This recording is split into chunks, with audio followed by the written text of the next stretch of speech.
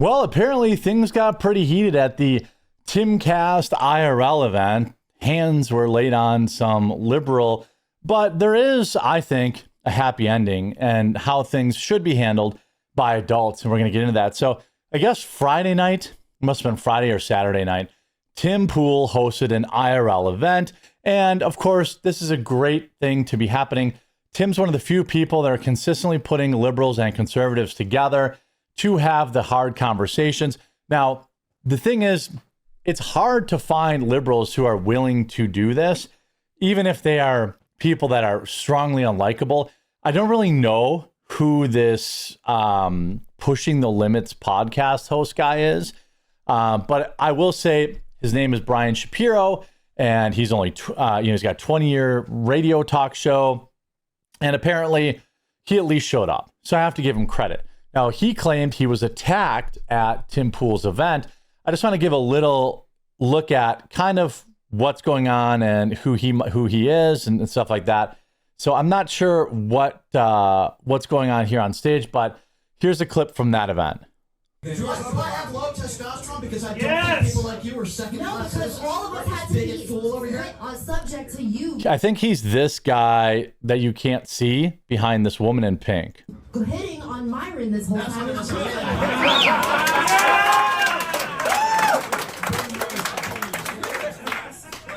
George Leprechaun. That's what it is. I'm hitting on a bigoted fool. But Brian, does that make your brain? Bro, really the Lucky Charms. Great point. But Brian, Yeah, apparently that's him. Yeah, okay. Apparently. but real quick, Brian, is it really that hard for you to comprehend that she has this opinion as a woman? I mean, as a woman, to make an assumption about somebody because Let her answer. It's not As a woman, excuse me, you're not a doctor. You have no medical degree. Whoa.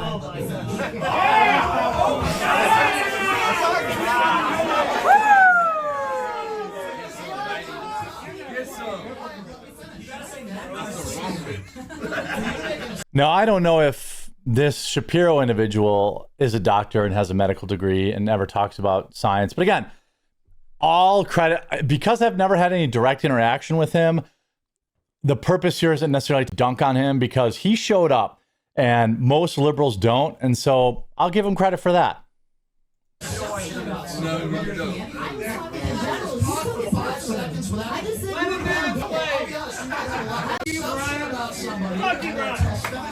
because you might not like. Did I say, Brian, you have a testosterone Yes, problem? you said it right over there. I said, you said I have low testosterone. We Now have a that's fine. You can think testosterone that. problem. Okay, apparently he has a low, they're talking about a low testosterone problem. But so there was this interaction. You could see, obviously, tensions were high.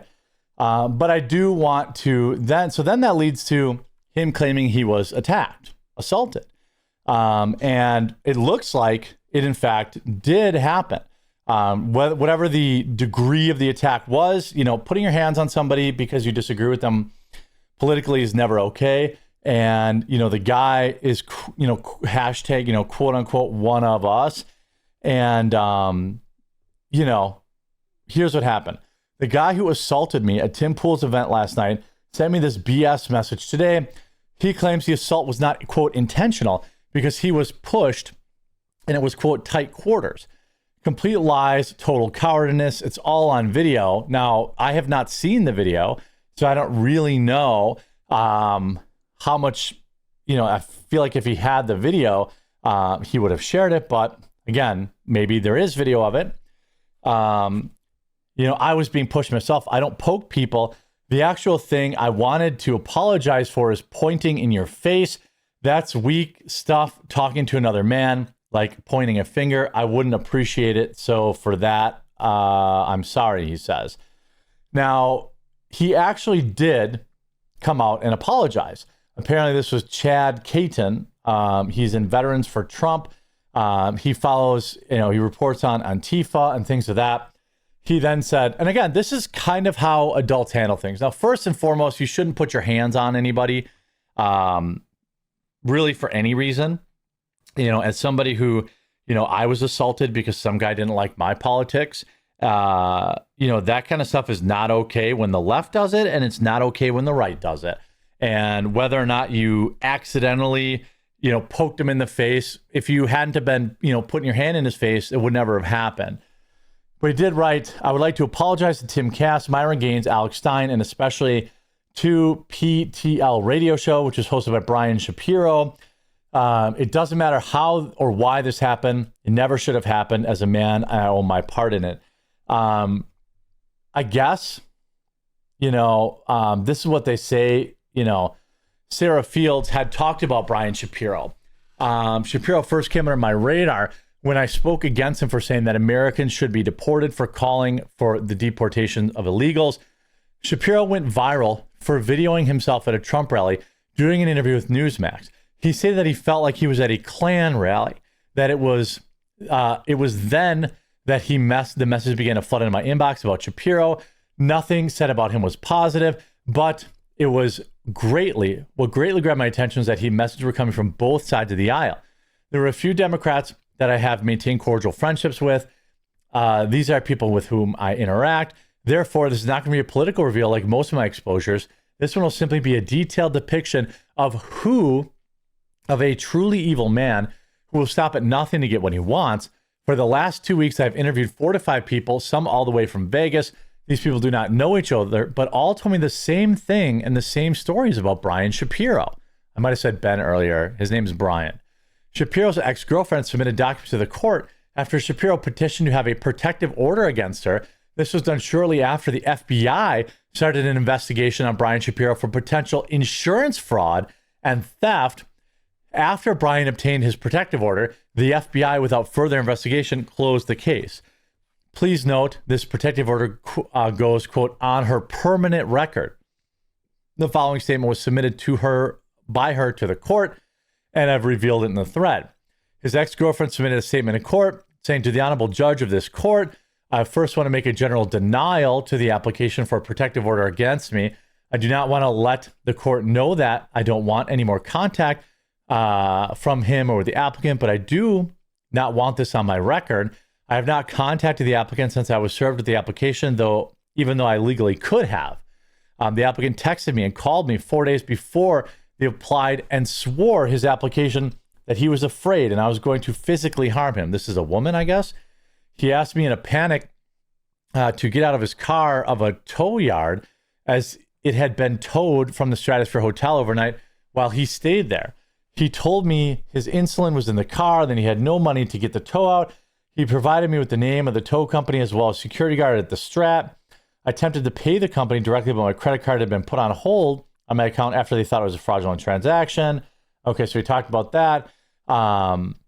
Apparently, court documents he put on his girlfriend.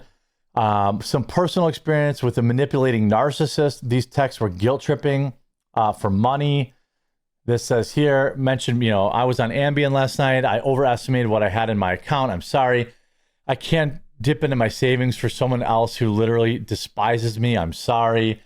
I again repeat, I will get you Golf Pass. I will unblock you on Twitter. Then can you help me? Or is that another lie? Yes or no? Brian, I can give you $1,000, but I can't pay for your hotel. I just don't have that much money. I'll give you $700 more. I'm trying to get through the week. I know. I put money in your account. So he was like, I guess, emotionally extorting money out of her. Brian had horrible teeth and conned his ex into paying for them to be fixed. More extortion and threats from Brian. Basically, pay me money or I'll get you fired. At this point, she had already given Brian $38,000. I mean, ask for $10K if you think you can get me arrested.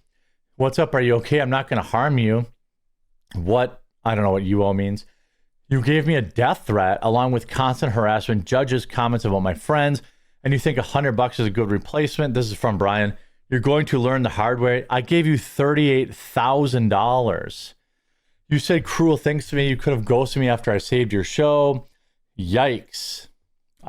He also has a past of telling people to end their own lives. You can call me, dude. I don't bite. I'm an actual very normal person. Okay, I guess not. I guess, you said you were thinking of taking your own life. If you need a permit, let me know. Yikes. Brian also has an alternate account called Dan Smith. The following are samples of messages sent to his ex. Psycho, cunt, just die, I don't care. Yikes. Yikes. Here's an interesting found regarding Brian's LLCs. According to multiple sources, Brian does not pay his fees or taxes. Brian has a forged ID with an inaccurate birth date. He does this to hide his money so that he can defraud the government for Medicaid. What? These are all obviously claims made about this individual. He also plagiarizes people a lot. Even worse, he plagiarizes people with the worst TDS on this app. Funny enough, JoJo from Jers, who also has been exposed in a different thread, angrily forced Ben Shapiro to take down his TikTok. Dear Ma and Pa Mega, Donald Trump didn't lower your taxes. Okay, cool. Wait, so then Trump lied about financial statements? You're telling me that the guy who cheated to get into college, who cheated to get out of Vietnam, who cheated on all of his wives, he cheated at... What? Okay, so he just says TDS. I don't really know how this proves plagiarism, unless he just like reads the texts. Oh, I get it. He just read Jeff Tiedrich. Are you telling me the guy who cheated into college, cheated out of Vienna? So he's just reading other people's texts and pretending it's his own. So he did plagiarize that. And then here's a text from JoJo from Jers, and here's his tweet, his TikTok. Be very clear here. Donald Trump didn't lower your taxes. He didn't get your roads fixed or your bridges built. He didn't get you health care coverage or lower the price of your prescription drugs. He didn't decrease... Why can't these people ever figure out audio? Okay, so he just stole this. He just read JoJo from Jers' tweet and said it. So he's a plagiarist, it appears. Yikes. Maybe his account of the situation is a little bit different, but you know, Brian got mad and posted up me 20 times. I counted on September 27th just for me calling him out on something simple, made up lies. This guy does not seem like a great guy. Hopefully he's turned the corner, but you know what? Even if he's a total loser and a liar and did everything that he's being accused of, you don't get to attack him, which it sounds like this guy at least apologized for. I hope that that's good. He also thanked the Timcast staff and gave Tim credit, which I also think is big of him. Hopefully he's changed his ways and become a more honest person, because he doesn't look like he's a great guy. But I'm glad the way that Tim handled it. He, said, hey, addressing the attack that happened at the taping of Culture War, it's unacceptable in any way to put your hands on talent, guests, or friends. This is how you handle things. So good for Tim. Glad everyone's safe. Hope you enjoyed this video. If you did, make sure to leave a like on it. If you haven't yet, please subscribe or follow down below. And we'll talk to you again real soon.